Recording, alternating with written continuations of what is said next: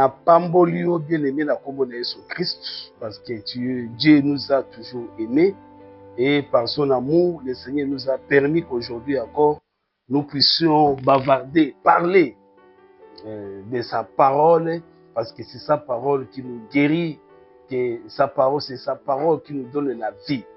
Trop, c'est trop. Aujourd'hui, je viens parler beaucoup de choses, bien aimé, dans l'engi que yo olandanga très bien. Olandangai, l'émission est à 40 minutes.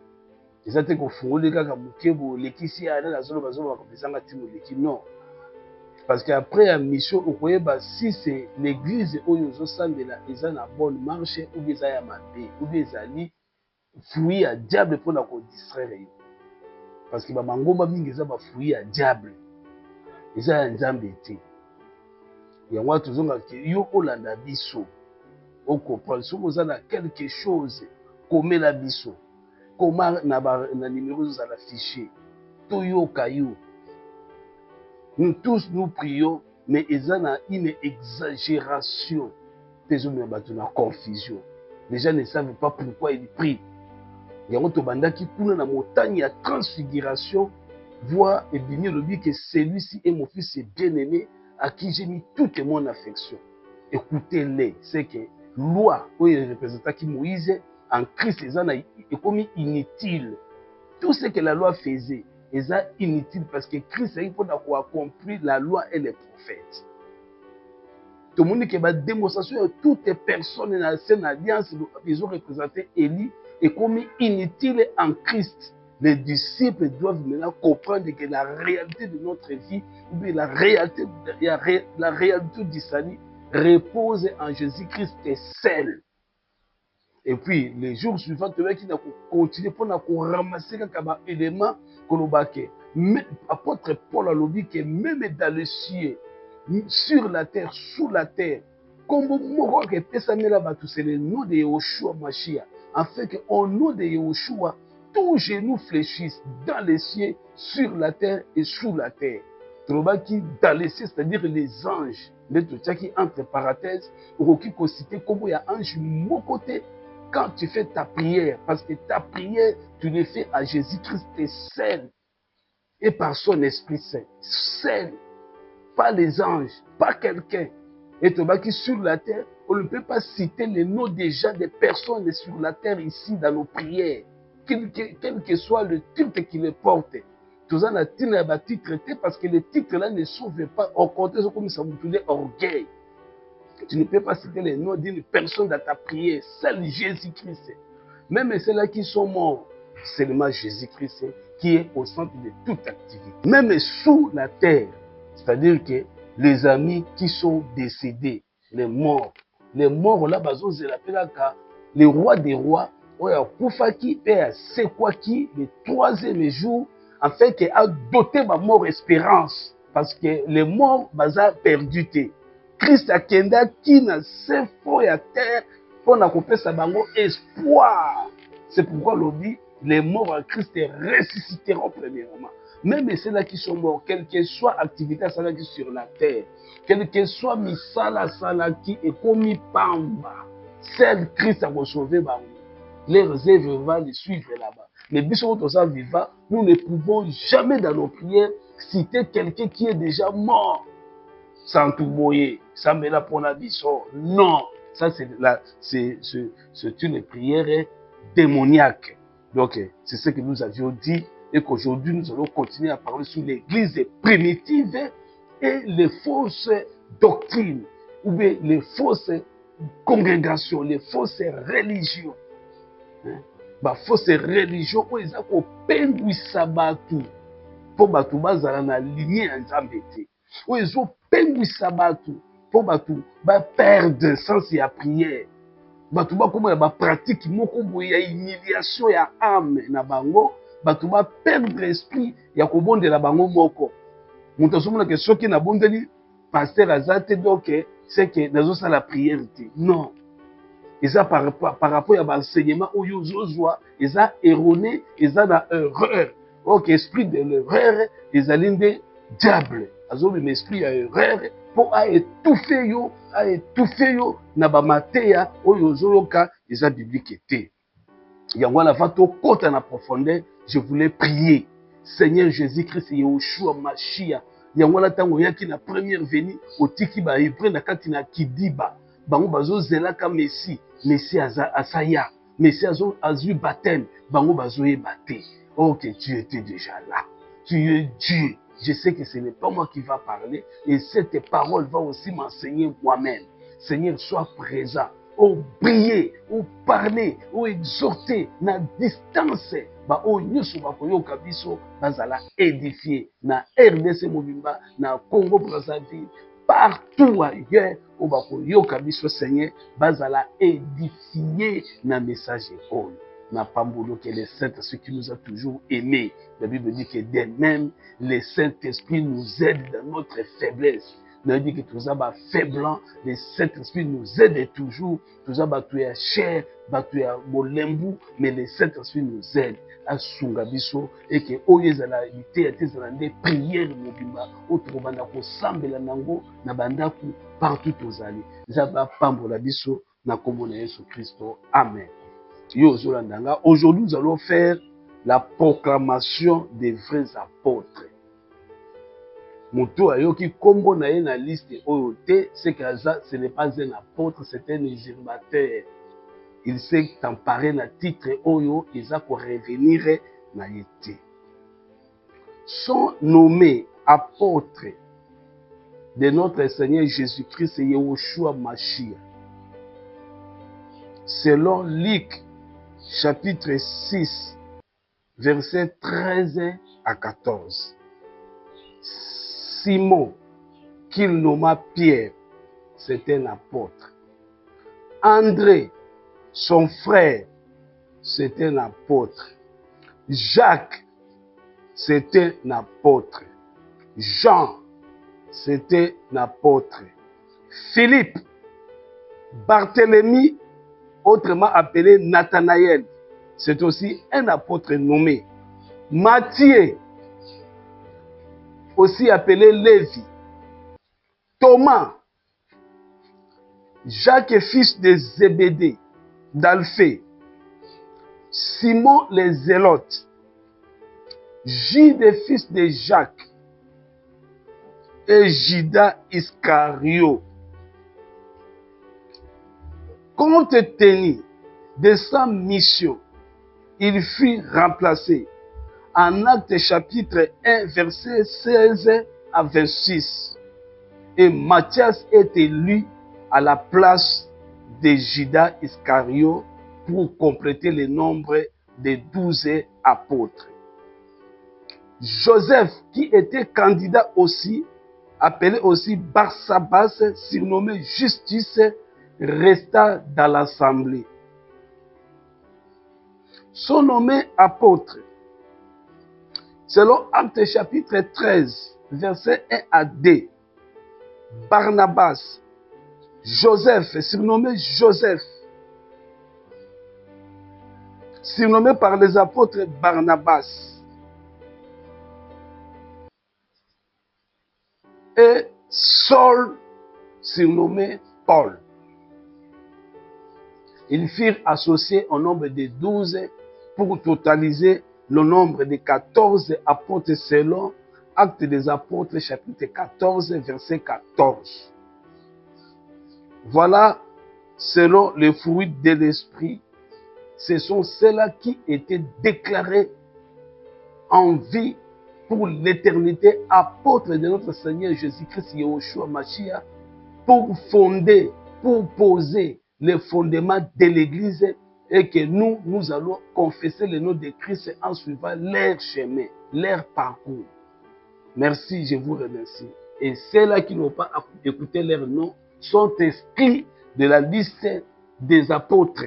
Parce que l'Église primitive, avec ceux-là comme apôtres, des bien-aimés, on est là qui proclamation, il y a un véritable apôtre de Jésus-Christ, on va enseigner biso. Ce qu'on a dans verset moko, ils ont contredit makambo oyo tinek à balancer sur les réseaux sociaux pour que tous allons corriger. Donc, ce sont là les apôtres. Nous parlons de l'église primitive. La Bible dit qu'après l'effusion, après l'enlèvement de Christ, les apôtres étaient là. Ils étaient restés. Bazalaki na entente, il y a Saint-Esprit. Bazalaki na entente, il y a Saint-Esprit. Alors, baye qu'on remplacer Judas parce qu'il a accompli une mission naïe, il y a pour livrer Jésus-Christ, il y a qu'on fongola nzela ya crucifixion et puis il y a à se pendre. Alors moutaki pour remplacer ezalaki nde tout le monde la proclamation ezalaki Matthias ou ezalaki remplacer bazaki bango na Barnabas. À part ba disciple wana, ba apôtre wana, surtout tangi na Luc chapitre 6 verset 13, bazaki ebele. Bango nyonso bango kozala pe déclarer ba apôtre. Mais Jésus-Christ a pris qu'à 12. Ayebi le Seigneur Jésus-Christ qui connaît le cœur. Ayebi ko ponaka ka 12. Bazaki ebele pour okomona awa na Acte chapitre 1. Apôtre Paul a lobby. Il faut donc que parmi ceux qui nous ont accompagnés tous les temps que le Seigneur Jésus a vécu avec nous, depuis le baptême de Jean jusqu'au jour où il a été enlevé du milieu de nous, il y en a un qui nous soit associé comme témoin de sa résurrection. Et ils en présentèrent deux. Joseph appelé Barsabas, surnommé Justus, et Matthias. Voilà les deux que on va présenter qui liboso na apôtre. C'est que bazaki est belé, mais selon élection et apostolat, selon élection et fondement de l'église, Christ devait faire l'élection. Parmi ndenge bazaki wana ebele aponika ka 12.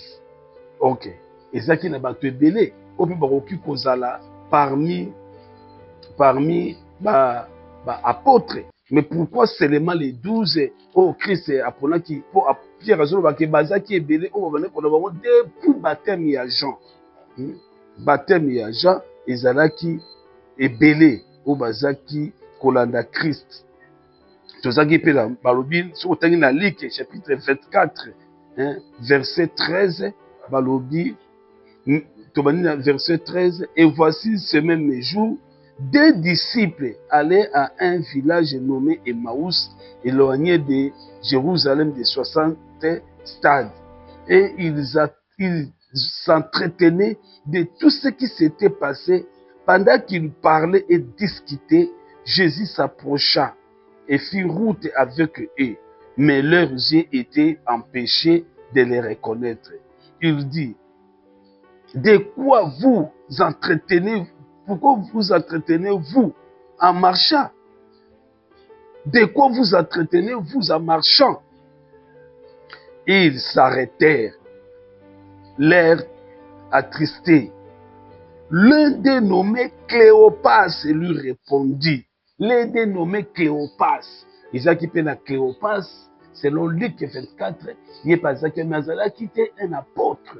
Mais bah qui cotrier parce que toloba qui mission normalement il y a apostolat, il y a apôtre et souka qui na nombre wana il y a 14. À part 14 wana apôtre musotikala ko bimate. Bangonde basala qui mission ne surtout otoza nango lelo. Ce qui lelo otebi que Jésus-Christ a botama qui na Marie. Et ça grâce il y a un pasteur était na Kisasa. Et ça, grâce, il y a ma apôtre, qui écrit, m'a communiqué, mais aujourd'hui, nous avons cette connaissance. Si on va dire que Jésus-Christ était venu accomplir la loi des psaumes et les prophètes. Et ça n'a pas passé mon temps, vous voyez, c'est biblique, c'est la Bible. Et ça n'a pas apôtre, donc les apôtres, ils ont former fondement. Fondement, ils ont pour la salut universelle. Pour la biso ni surtout bika to quoi que église existe qui grâce ya apôtre Jésus qui salobaki na première fois mot église ça l'a prononcé Jésus qui salobaki on a livre ya Matthieu chapitre 16 verset 18. La Bible dit ceci. Et moi, je te dis que tu es Pierre.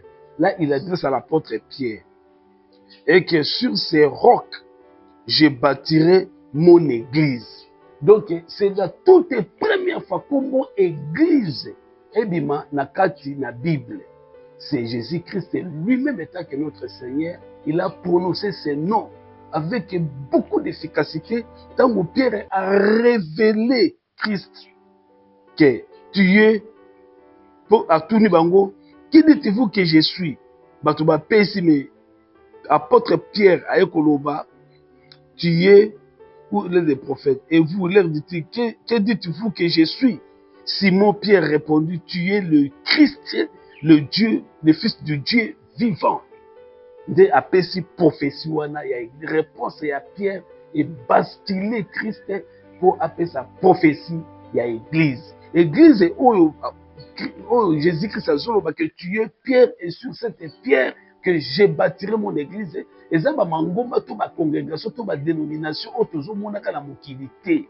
Et ça église est corps de Christ, c'est-à-dire que ensemble il y a batunyo surtout ba la foi. Bazo bunda pour ba accrocher la foi en Christ. Badima que Christ ayaki akufa qui a c'est quoi qui pour biso. Un jour les morts vont ressusciter pour la gloire de ce Christ là, et nous les vivants nous serons tous ensemble pour aller avec les morts ressuscités à la rencontre de Christ dans les airs pour demeurer toujours. Et après cet enlèvement, le monde va continuer avec un mouvement de basculation aux ténèbres et pour agir makasi la grande tribulation et pour une période de 7 ans makambo belé et kosalema et pour aboutir na fait de compte pour kanga faux prophète na la bête qui monte de la mer peut introduire bango directement tout dans l'enfer place ba kende ko zika pe monde ko continuer na millénaire millénium, Satan a causé la lier, a causé la retourner dans l'abîme. Après millénium, Satan a causé la libérer pour affronter une bataille à Gog et Magog. Et mais va causé la tous anéanti, peut entraîner dans l'enfer pour l'éternité. Et puis Nzambe a causé la restaurer royaume nouvelle Jérusalem parce que va régner la paix au moins et causé la terre. Yemo quoi causé le soleil à vivre dans mon kilipé lié parce que mort peut causé la jeter na katina gêne mort et de séjour des morts. Et après cela, tu vas continuer à la gloire et l'éternité où Christ seul va régner en absence et à mal. Voilà le calendrier pour que tu puisses avoir souffrance et après-fin. C'est ça. Donc, Moutou Andéné de Christ, il faut avoir la réalité à Makambo. Makambo, ils ont la basilogue à ma pastorité, mais Makambo, ils allaient biblique. Il y a un Bible qui n'a Apocalypse chapitre 1, verset 3. Heureux celui qui lit et ceux qui écoutent. Lis d'abord et écoutez la parole de la prophétie de ces livres. Alors, bien à Daniel, beaucoup la liront et la connaissance augmentera. Donc, na kotanga, toujours la connaissance, puis toujours comprendre des makam. Yango lelo toujours ba église primitive ezaki na bato ebele pour na fonder fondement. On va qui peut capable pour dire que ça la bato accompagner bango depuis baptême à Christ par Jean-Baptiste. Ba accompagner qui bango tous les jours de l'enlèvement, pe bazaki na entente ya Saint-Esprit. Prévenez que les jours de l'effusion du Saint-Esprit dans Acte 2. Les jours de la Pentecôte, Acte 2, chapitre 2, les jours de la Pentecôte, ils étaient tous ensemble dans le même lieu. Tout à coup, il vint du ciel un bruit comme celui d'un vent tué. Et il remplit toute la maison où ils étaient assis. Des langues semblables à des langues, semblables à des langues de feu leur apparurent, séparées les uns des autres, et se posèrent sur chacun d'eux. Et ils furent tous remplis du Saint-Esprit et se mirent à parler à d'autres langues selon que l'Esprit leur donnait à s'exprimer. Or, il y avait à ce jour à Jérusalem des Juifs, hommes et pieds de toutes les nations. Là, c'était le jour-là, ils étaient tous ensemble, ils étaient nombreux.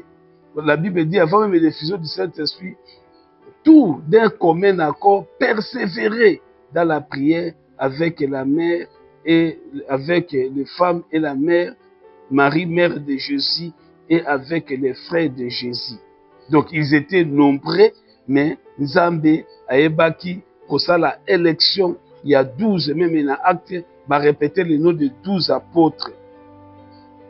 Ezalaki dans le nombre, il y a 120 personnes au Bazalaki, mais seulement les 12 qui étaient sélectionnés au rang, au titre d'apôtre, en vie que même ça la pas fondé, ça la pas posé église. Na kati na fondement wana l'église c'est corps de Christ, ou tout ko ba comment ko ki ko bonde.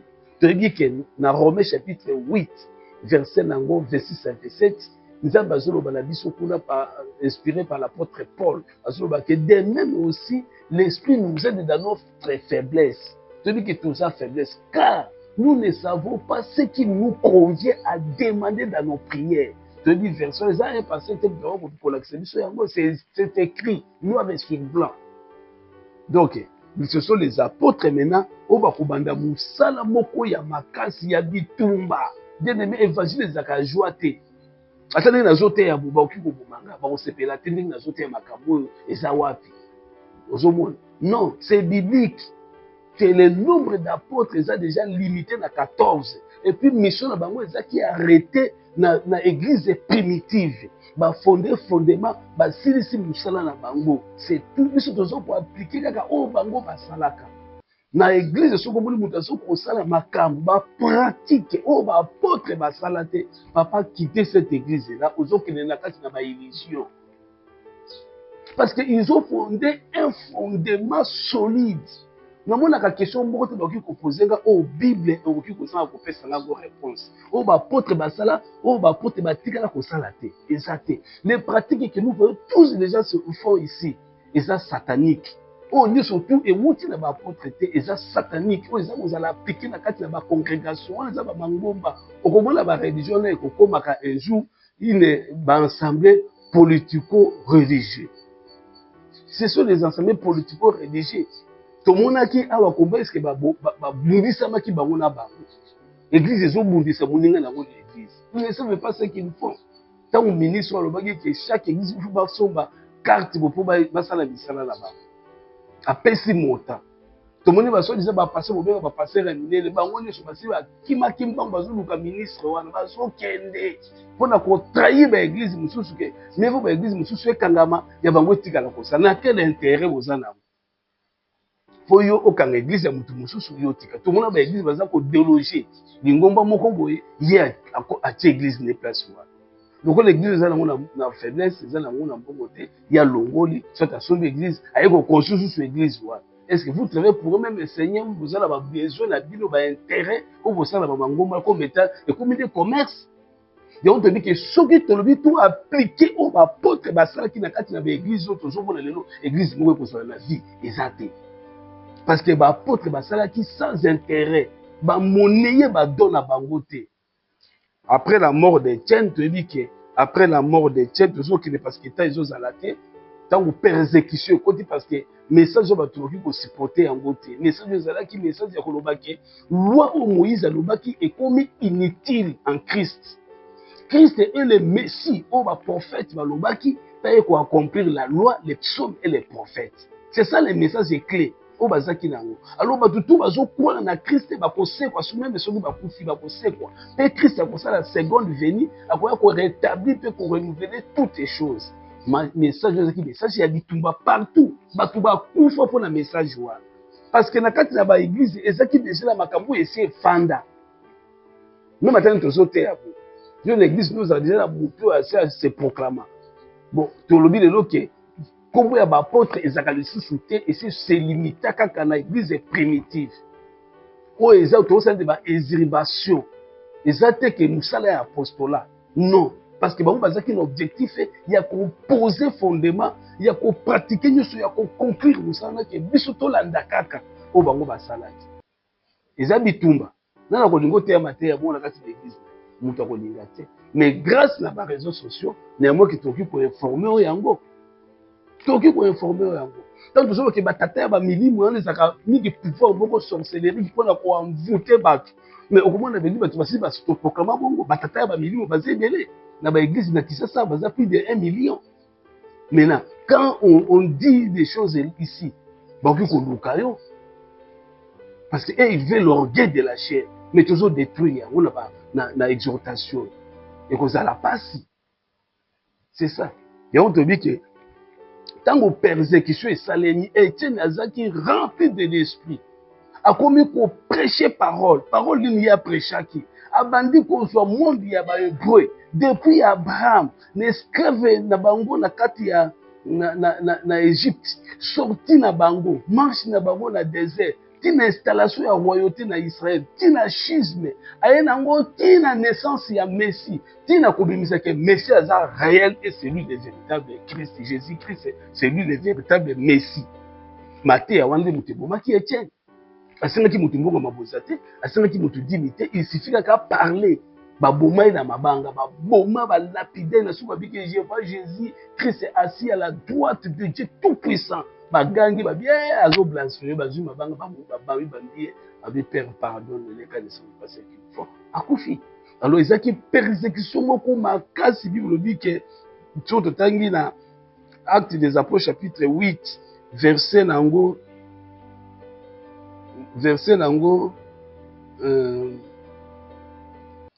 1. Il y a en ces jours une grande persécution contre l'église de Jérusalem. Et tous, excepté les apôtres. Quand on parle des apôtres ici, on voit seulement ceux-là que tu dis qu'on proclamait Bango Alléluia. Excepté les apôtres, parce que dans l'église de Jérusalem, tous qui n'a pas apôtre au Christ a ponaki kuna na Luc chapitre 6 verset 13. Tous qui n'a pas apôtre, tous qui n'a pas ancien et puis tous qui n'a pas frère. Ba apôtre ndé sikoyo bango bazaki ko nommer ba ancien de l'église. Et quand on parle de l'ancien de l'église, ce sont des évêques. Mais tu comprends plus tard pour un ancien de l'église, c'est une inspiration du Saint-Esprit, mais une aspiration. La Bible dit que si quelqu'un aspire, moutou alingi, asala, musala ya évêque. Donc, balinga, olingi au CP, nous dit que nous avons pasteur, nous avons évêque, nous avons ancien de l'église. Bah, qu'on juge sur par rapport à comportement na yo, na bana na yo. So ba moni ke bana no baza bien éduqué, oza muto mela masanga te, oza muto bala basi mibale na vie na yo te, oza muto moko oza classique, oza ya adultère te, oza impédique te, ba moni ba biloko wana nde bato ba ko juger que oui par rapport à comportement na ye a mérité kozala passer, ala ba bondeli po na yo. C'est comme ça. Donc aujourd'hui, nous ne devons pas avoir des titres là des apôtres. Les apôtres, ils ont un nombre de fonctions limité. C'est ici là déjà, ils ont qui n'habitent à fonder, à opposer le fondement de l'église. Et on va dire quelque part, l'église est battue sur le fondement des apôtres, dont Jésus-Christ est celle et la pierre angulaire. On va dire, persécution, on attend Étienne a koufi babomi, Étienne, et ils ont qui n'a une grande persécution de telle sorte que l'église est pandanie. Batouba Kimi, l'église de Jérusalem, le communauté Koufi, babi excepté les apôtres, car les apôtres Moutouba Tikalaki se dispersaient dans les contrées de la Judée et de la Samarie. Des hommes étaient ensevelir Étienne et le pleurèrent à grand bruit.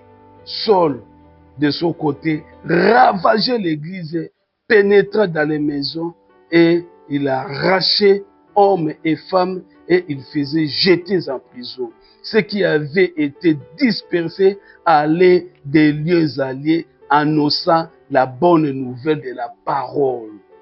Donc en dispersion, on a la persécution, Étienne, l'église, Étienne Azalaki énorme, intelligent, parce que Azaki élit parmi les diacres. Vous voyez, c'est bien que dans le chapitre 6, Étienne Azalaki, diacre dans une église primitive. En ces jours-là, le nombre de disciples augmenta. Tout dans le chapitre 6, verset 1, dit verset 5. Balobi, en ces jours-là, le nombre de disciples augmenta. Les hellénistes, hellénistes, c'était qui? Hellénistes, c'est qui? Juifs, oh, bazo vivre na libanda ya Israël, na ba pays moko étranger, pe bazo parler langue grecque. Bon, ça va helléniste, bazaki bazuju qui va vivre dans la diaspora quoi. Na ça soit. Alors, ba helléniste wana siko ba komi ko mirimiri. La Bible dit et des Hébreux parce que leurs veuves étaient négligées dans la distribution qui se faisait chaque jour. Donc l'église primitive chaque jour bazaki kozwa ba recette biloko ezaki kokota mbongo ezaki kokota na kati ya l'église primitive babandi kokabola yango na bandimi na bato. Les apôtres ce qu'ils faisaient. Les 12, yoka bien, les 12 convoquèrent la multitude des disciples et dirent, il n'est pas convenable que nous laissions la parole de Dieu pour servir aux tables. Eza bien te, biso totika parole ya Nzambe, poto que nous servir biloko ya nzoto ya musuni. C'est pourquoi, frères, choisissez parmi vous 7 hommes de qui l'on rende un bon témoignage, qui soit plein d'Esprit Saint et de sagesse, et que nous chargerons de cet emploi. Et nous continuerons à nous appliquer à la prière au ministère de la parole. Voilà fonction na bango de balobaki. Parce que comme le a une distraction, et comme le a une distraction, tant que biloko ba veve ba helléniste ba komi ko ba kibino bozo négliger ba ve parce que ba êtes ba étranger ba yaki na Jérusalem. Bozo négliger biso ba ve fe na biso bo servir bango bien te. Moi mirimir ekoti na kati de l'église soutien ya matériel. Ba bi les 12 apôtres ba fandi na réunion ba bi que non et qui vont continuer boité ba bengi église na ba disciples ba bi que non à partir d'aujourd'hui bilobo pona batu moko oyo bilobo moni bango baza siko na intelligence pour bango de basala musala oyo etali matériel de l'église. Quant à nous, biso ba apôtres tokotika na makambo mibale, nous allons nous attacher à quoi? Et nous continuerons à nous appliquer à la prière et au ministère de la parole. Tâche à prière na parole parce qu'à ce moment-là, loi hébraïque, loi mosaïque, c'est qui comprimé dans Jérusalem. Il y a que l'église sont pour tamasika basée la méthode mususika. Bango bazon di ma messité. Donc on entend on parle de fausse religion. Ils n'acceptent pas les messies. Babi que Jésus wana yete pour basi bazangi na ba prophétie que Messie akoya yenda ko na kosangisa Israël ako libérer Israël na maboko na ba Romain ya ba yini na bango pour apesa bango autonomie apesa bango liberté avant ko pesa bango liberté. Voilà ce qui était dit. Maintenant Messie akozala descendant na royauté akozala descendant ya roi David.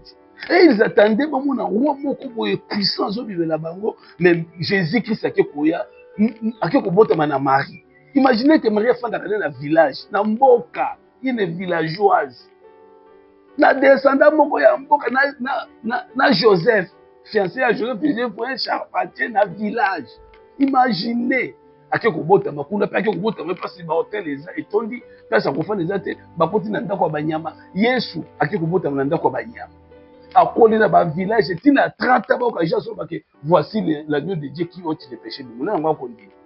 Bataille tout autour, ba Pierre, ba Jean, ba Lévi, ba Barthélemy, ba Jacques, ba Zébédée. Oh, ba tout le monde ba péché, ko lo ba ka bis na pemela libongo pe ko tekela ba mu ba yo so ba mbongo na bambis na libongo. Ba bi que non, ba bi que c'est un démon. Ba ndima Yesu ti. Alors si ko ba pote be ko soit charge pour na ko ba que non. Ye wana nde aza le messie. C'est ça ozomona bitumba wana koboma koégorger kolapide bazwa batorture po ete baboma ko meme Gamaliel alobi ke soki evre euti na Nzambe koperesiste tobundisa te parce que tokoriske kose combattre na Nzambe mais soki eye na bapense ya bato cette œuvre kozala disperser baboni kaka œuvre oyo ezokola pour babi que Jésus-Christ lui-même faisait ajouter chaque jour les uns de ceux qui étaient convertis. Minimum qui par la foi en son nom, Christ a zoko na kati l'église. Bazo kota na kati l'église. Mais tant que nombre est collé, premier jour 3000, environ 5000 personnes. Maintenant pour la distribution au kabola, biloko pour batuba za na servir la joie et Saint-Esprit et kota qui mirimir et kota qui na kati. bapote bamono église ya Satan esi ekoti église okoki kozala disperse ekoki kokota eloko moko ya mabe babi ke nos frères tosuka awa bopona bato moko baza na saint esprit baza rempli na sagesse topesa bango emploi babengaki yango emploi mosala mobimba wana ya koyeba kozwa responsabilité ya finance de l'église. Mais nous les apôtres, nous allons nous appliquer seulement à la prière parce qu'il faut que ça ait la connexion dans Nzambe et puis la parole pour nous annoncer de nous la bonne nouvelle. C'est ce que les apôtres doivent faire. Maintenant, cette proposition plie à toute l'assemblée. La sagesse de Dieu, il faut s'appeler ça. Ils élirent Étienne, homme plein de foi et d'esprit saint. Philippe, Prochor, Nicanor, Timon, Bernamas et Nicolas, prosélytes d'Antioche. Ils les présentèrent aux apôtres qui, après avoir prié, leur imposèrent les mains.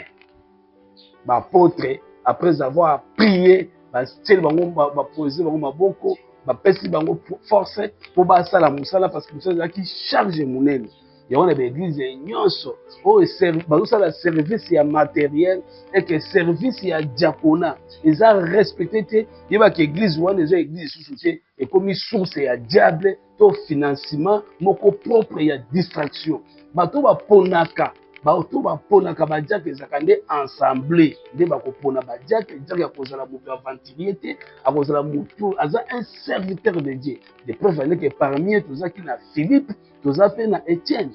Tomoni Étienne asimbi prédication de cet diacre ateyi jusqu'à ce que pesi baebre kanda po baboma ye babomi pe moko ya Étienne wana nde et entraînaki siko dispersion ya église epanzani excepté les apôtres kokele bakendaki toyebi kezaki Étienne na Philippe pe abimi na persécution aki ko se retrouver na Samarie pe a évangéliser Samarie pe ezui la bonne nouvelle du royaume na persécution wana okoyoka les apôtres sont dans la 8 chapitre 14 verset 14 à 15. Donc il dit à 17. Les apôtres qui étaient à Jérusalem et a appris que la Samarie avait reçu la parole de Dieu et envoyèrent Pierre et Jean. Ceux-ci arrivés chez les Samaritains prièrent pour eux afin qu'ils reçoivent le Saint-Esprit, car ils n'étaient pas encore descendus sur aucun d'eux. Ils avaient seulement été baptisés au nom du Seigneur. Alors Pierre et Jean leur imposèrent les mains et ils reçurent le Saint-Esprit. Après avoir rendu, la 25, après avoir rendu témoignage à la parole du Seigneur et après avoir prêché, Pierre et Jean retournèrent à Jérusalem en annonçant la bonne nouvelle dans plusieurs villages des Samaritains. Voilà. Donc, quand on va apôtre à Jérusalem, on dit que fouille à persécution et produit ensemble moko na Samarie. Directement, batindi ba ancien, batindi ba apôtre Jean, Pierre na Jean, pour qu'ils visiter l'église. Donc, il y a moins de bruit que il y a des gens qui se rencontrent quelque part directement ba la moko. Pour l'église, que la corps de Christ c'est un. Il y a un fondement à l'apôtre. Mais le reste du temps, il y a un il y a bimi, il y a outi wapi. Oh, outi pas ya koko no ya molimo. Koko no ya molimo outi wapi. Outi pas ya koko. Ba église zo changer ka ba kombo. Outi pas ya koko ya molimo. Koko ya molimo outi koko ya molimo. Koko. Mais ça fait jusqu'où? Mais tu veux surtout dire la parole de Dieu na munjana. Tozaki na catholique ya sidi tozo servir dans la catholique. Tozu ba communion, tozu ba makambu nyonso na catholique. Mais toyoki kokutana na baevita biso na fête moko ya anniversaire de l'église moko na ensemble à cette époque là l'église ezaki perdre tozomona boyete ezaki na 1992 il faut otala R1 baevita biso tokenda na munjana ba chorale ezaki anniversaire ya chorale bayembi tout ça. Matthieu était Matthieu, on était sur l'exode, la sortie des Hébreux en Égypte. Moté, on a été à la présence pour les 12 qui sont dans les repos. À partir de là, on a jugé qui bon, celui qui a tout cas, parole est supérieure. Nous devons accepter ces messages. Alors, tout comme balancer, c'est pour catholique et puis pour les autres, il y a une ambiance. Quand tout le monde a tout cas, moté, il y a la façon sur la sortie exode, ou à la matin, on a vu qu'on raté en côté. Alors, passer, puis on a dit que bon, tu continues à séminaire une semaine, toujours on a matin sur la sortie sur l'exode. Comment est-ce que les Hébreux vont bien? On a dit que le matin, on a catholique, là, on a yoka en côté. Il faut profiter d'une semaine, mais on a la catholique. On a profité kaka, mais dimanche, l'église, on a commencé à faire des na yo kaka nga on a ki na yo ki premier jour en tout cas na yo ki au message na bi en tout cas abi dimanche to ko sala siko prière ya suka pour to sala clôture ya message. OK, na catholique il fallait na kende mais na kende na catholique était parce que message les autres musikile kaka il faut na kende na zongi lisusu pour na pour to sala clôture wana abengi bo ba frère nyonso tout o bazali sasa ko sala nzambe to kuta bon pour na veiller kaka na ba veiller wana nga pe kotika catholique nyonso na ba programme ya église wana église les avec na esprit moko te que église soki supérieure non ezeka ba otiaka ba bâche ba tie baba à l'époque là to fa na biso na bakiti ba moyo to tabusa vous le pèse to zo pola mais to ndimela nzambe la période wana so ezaki lelo okolongo parole ezate okolongo na église ndenge et à cette époque là titre yo ko baptême gloire à Jésus frère ne pas kufa na ye boyebisanga sikoyo baluka tata ya molimo sikoyo ya kufa sikoyo na kozoka lisusu epa koko ya molimo naluka sikoyo moto oyo ye mpe awuta nde na nzambe malamu mutu donc baeglise kozomona ke okotuna paster awuta na nzambe malamu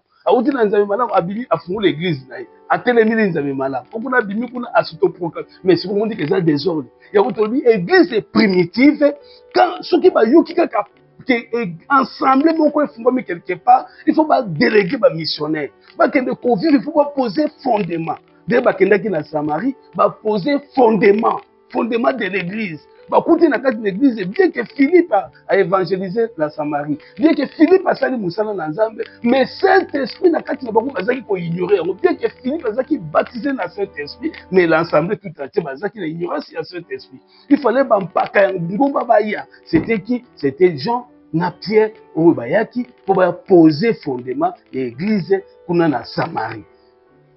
Donc batikaki ba Samarité bongo te okomona lisusu quelque part na Saoul de Tars tanga bongo li motema et puis okomona kuna pe ba délégué sikoyo pe lisusu mutu tanga bayoki ke église efungwami na Antioche pour assemblée mususu eyaki kofungwama na Antioche bayeko tinda après mort nazoluka verset parce que tokotanga verset yango Barnabas et Saul après s'être acquittés de leur message se retournèrent à Jérusalem amenant avec eux Jean surnommé Marc. Il y avait dans l'église d'Antioche des prophètes et des docteurs. Barnabas et Siméon appelé Niger, Lysius de Cyrène. Voilà tout ça dans Actes chapitre 13, verset 1.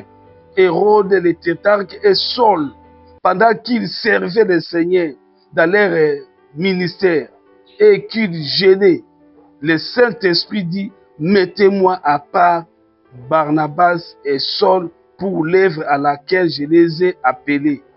Alors, après avoir gêné et prié, ils leur imposèrent les mains et les laissèrent partir. Quand on vient dans Antioche, il peut aller à l'église. Tant qu'on peut apporter, il y a qui l'église moko fungwami na Antioche, baye kotinda Barnabas, Barnabas ake na Antioche. So totangi yango tokomona yango na Actes des Apôtres chapitre 19, chapitre 11, verset 19, totanga yango verset 19.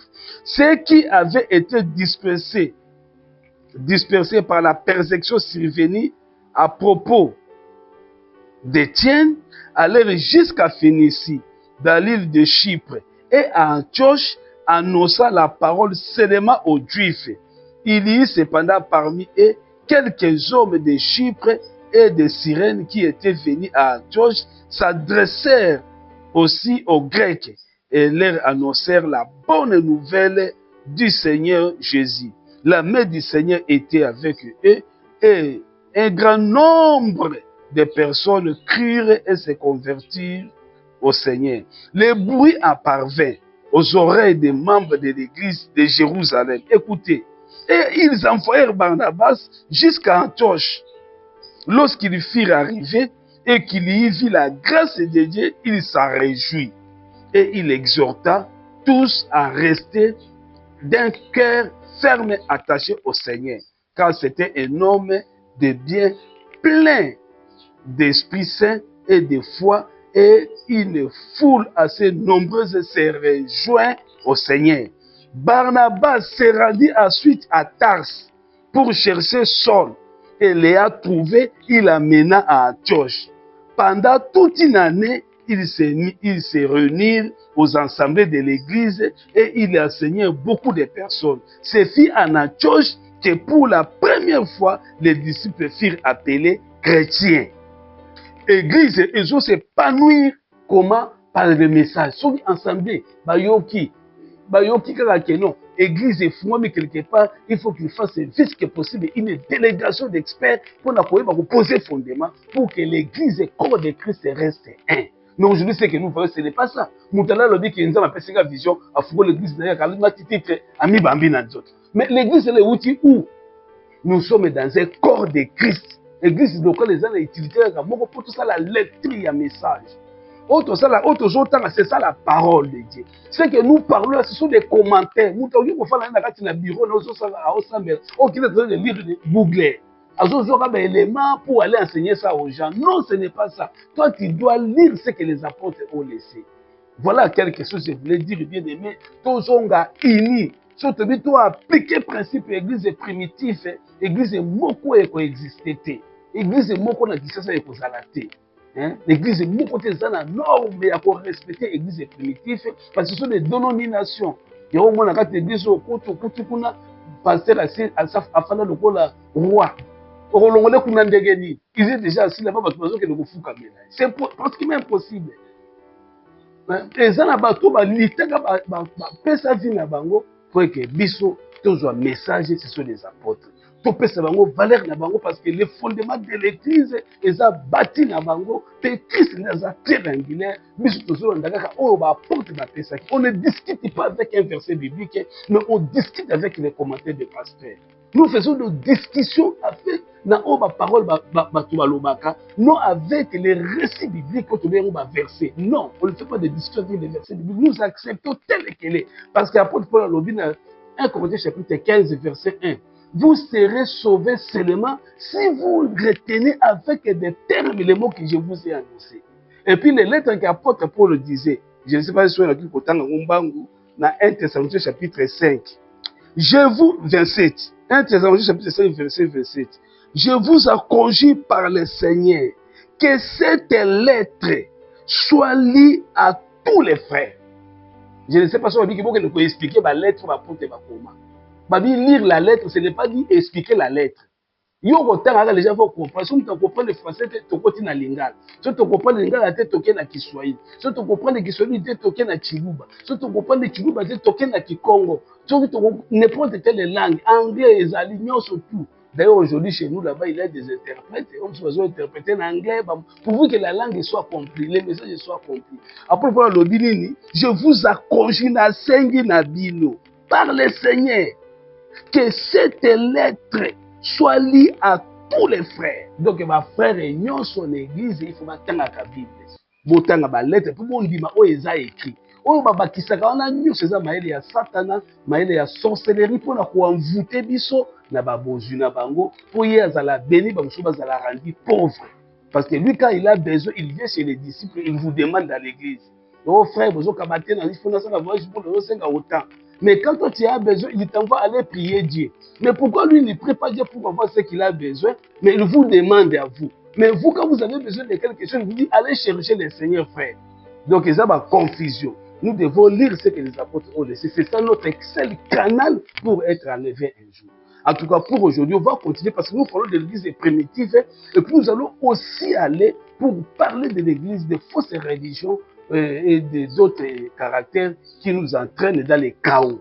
Merci que Jésus-Christ est notre Seigneur. Yeshua Mashiach soit avec vous, qu'il vous bénisse au nom de Jésus-Christ. Amen.